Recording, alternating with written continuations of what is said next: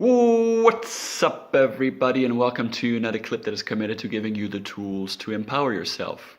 Today's topic is the attachment to money. Now, I want to start with a question. What's the value of all of the money in the world if you're afraid of losing it? And while reading Robert Kiyosaki's Rich Dad, Poor Dad, this was a question that came up. And that quite resonated a bit with me. And I had to be critical of myself. And I realized that I still felt attached to money and not having enough. And that's what kept me from taking the appropriate measures to boost my projects. In other words, to invest in my ad campaigns, for example.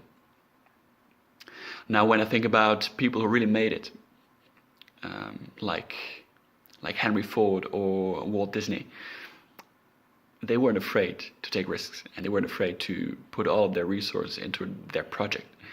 This is why they were bankrupt several times until they eventually hit their home run.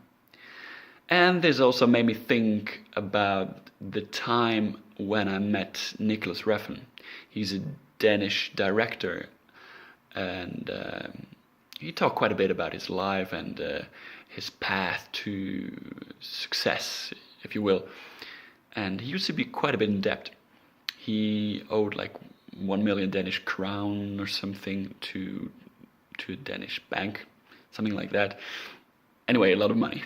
And after that, he still made it. And now he's a hotshot director, working with Ryan Gosling and Mads Mikkelsen, shooting Drive, if you're familiar with it.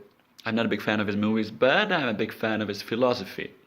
And this entails the following. He treats every project in a way as if it were his last. In other words, he doesn't spare any efforts or resources to make the best out of it. And therefore he's not afraid of also losing that, obviously. And this is really like a common topic that the most successful people share. They're not afraid to invest big and to detach themselves from the money. Very often, in order to really attract something, you have to be willing to let it go.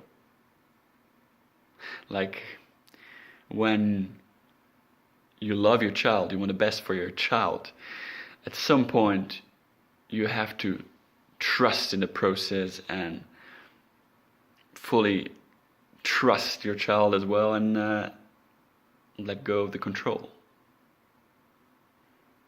Same for money, I think. And I want to end with this thought. If you're still afraid of losing money, if that's your fear your entire life, doesn't more money increase your fear? And don't you first have to get rid of the fear of not having enough? This is it for today. I wish you a beautiful night, afternoon, morning, or lunch break, wherever you are.